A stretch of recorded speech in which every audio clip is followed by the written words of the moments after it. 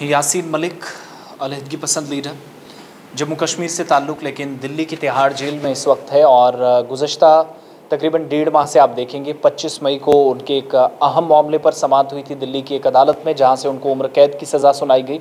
लेकिन अब उनके लिए राहत की खबर बिल्कुल भी नहीं। हर केस में उनकी मुश्किलें बढ़ती जा रही हैं।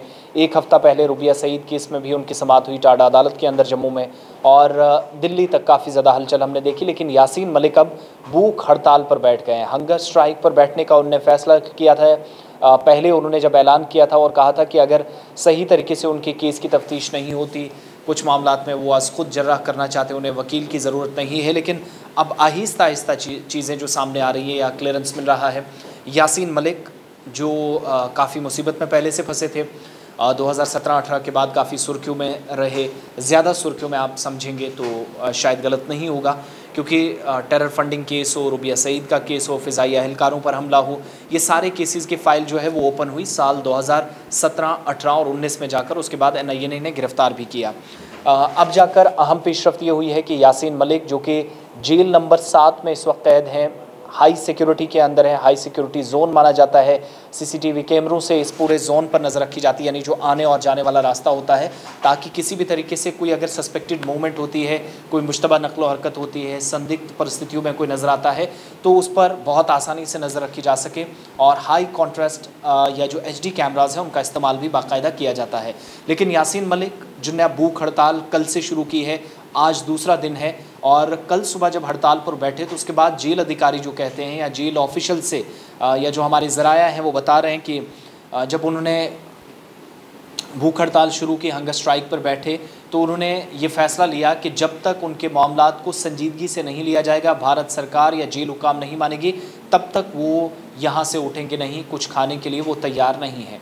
जेल ऑफिशल्स बहुत मनवाने गए, उन्हें बहुत मिन्नतें की, लेकिन किसी भी तरीके से नहीं माने। उन्होंने भूख हड़ताल ख़त्म करने से इनकार कर दिया, क्योंकि सेहत के भी कुछ मामलात पहले से थे और ये मज़ीद बढ़ते जा रहे हैं। फ़िलहाल यासीन मलिक जो भूख हड़ताल पर बैठे हैं, आज दूसरा दिन उनका है। परेशानियां और भी बढ़ती जा रही हैं। और अब ये जो केस है, इस सिलसिले में आप देखेंगे तो कुल मिलाकर जो रुबिया सईद का केस है, अगवाकारी का मामला जो है, जिसमें उनके 3-4 साथी और भी हैं, एक हफ़्ता पहले जम्मू की टाडा अदालत में महबूबा मुफ्ती जो PDP सदर हैं और पहली खातून वज़ीर आला जम्मू कश्मीर की हैं, उनकी बहन रुबिया सईद केरला से आई, पेशे से डॉक्टर हैं। उन्होंने अदालत के अंदर कहा कि चूँकि उनके वकील का बयान आया, मैं कोट अनकोट करके बता रहा हूँ, उनके वकील की सेठी साहब की तरफ से कहा गया, फिर जो मोनिका कोहली का नाम आया, CBI काउंसिल जो उस वक्त कहते नज़र आए कि उन्होंने यासीन मलिक को लेकर जो बात कही थी वो उस पर कायम है। यानी उनको उन्होंने पहचाना, शनाख्त की।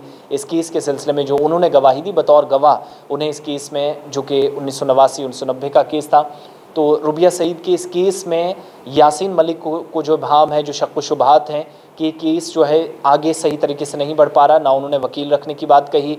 हालांकि CBI की तरफ से या भारत सरकार की तरफ से भी उनको ज़रूर जो जुडिशरी सिस्टम में या एक सेटअप होता है कि हर किसी को ये अधिकार है, हर किसी को बाकायदा ये एक हक हासिल है कि वो वकील के साथ अपने केस को आगे बढ़ा सकता है। लेकिन यासीन मलिक ने ऐसा करने से इनकार किया था।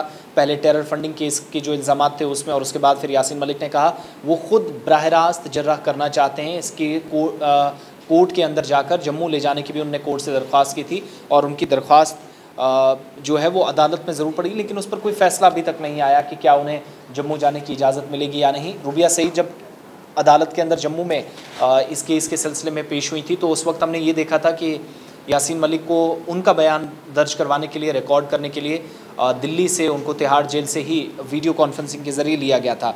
लेकिन अब जाकर ख़बर यह है कि नेशनल इन्वेस्टिगेशन एजेंसी ने भी जो केसेस आगे बढ़ाए, और उसके बाद जो तहकीकात इस रुबिया सईद वाले केस में बिलखुसूस हुई, उसमें क्योंकि वो ख़ुद जर्राह करना चाहते थे उन तमाम लोगों से जो केस का हिस्सा हैं, बशमूल रुबिया सईद, तो अलहदगी पसंद लीडर यासीन मलिक बदनाम ज़माना तिहाड़ जेल में इस वक्त हैं और अपने सेल के अंदर भूख हड़ताल पर बैठे हैं। उनकी तरफ से ये अनाउंसमेंट की गई थी कि तब तक वो नहीं हटेंगे जब तक कि उनके मसाइल पर संजीदगी से गौर नहीं किया जाएगा।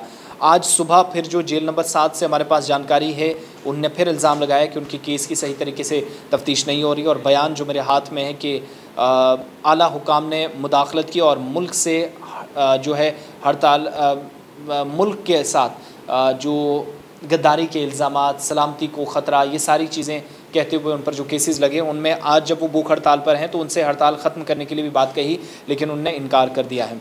2019 में जहाँ पर जम्मू कश्मीर लिबरेशन फ्रंट के सरबराह को नेशनल इन्वेस्टिगेशन एजेंसी यानी NIA ने जम्मू कश्मीर में दहशतगर्दी की फ़ंडिंग और अलहदगी पसंद ग्रुपों से मुतल्लिक एक मामले में गिरफ़्तार किया।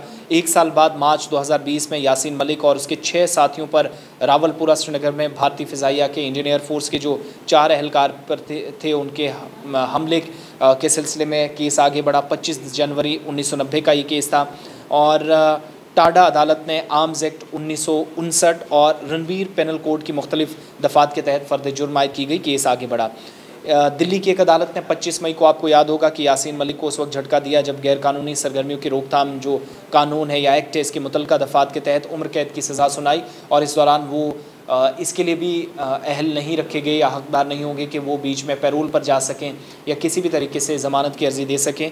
वो तमाम ऑप्शंस उनके लिए ख़त्म कर दिए गए और 2017 में भी वादी कश्मीर में जहाँ पर मुबैना तौर पर दहशतगर्दी और साथ साथ जो बदअमनी है फैलाने का इल्ज़ाम यासीन मलिक पर लगा था, इल्ज़ामात को उनने कबूल किया था, इस तरह की खबरें आई थी। लेकिन 19 मई को दिल्ली की NIA अदालत ने दहशतगर्दी की जो फंडिंग मामला था उसमें मुजरिम करार दिया। 25 को सज़ा तय हुई, उम्र कैद की सज़ा काट रहे हैं। लेकिन अब जाकर यासीन मलिक भूख हड़ताल पर बैठ गए हैं।